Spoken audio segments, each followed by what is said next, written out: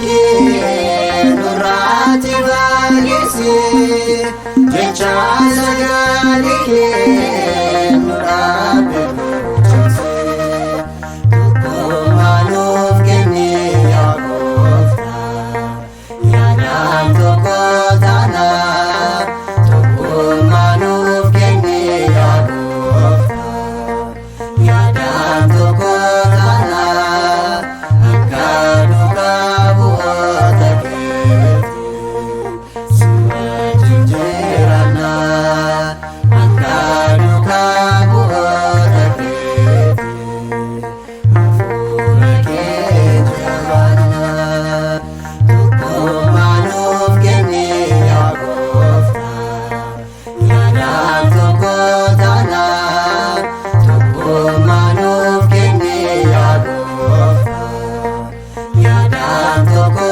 taana akka duukaa bu'oota keetti si wajjin jiraanna akka duukaa bu'oota keetti hafuura kee jabaanna.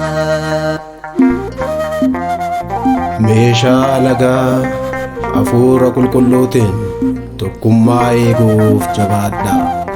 Ergaa qulqullicha Phaawulos gara Efesoon 4:3.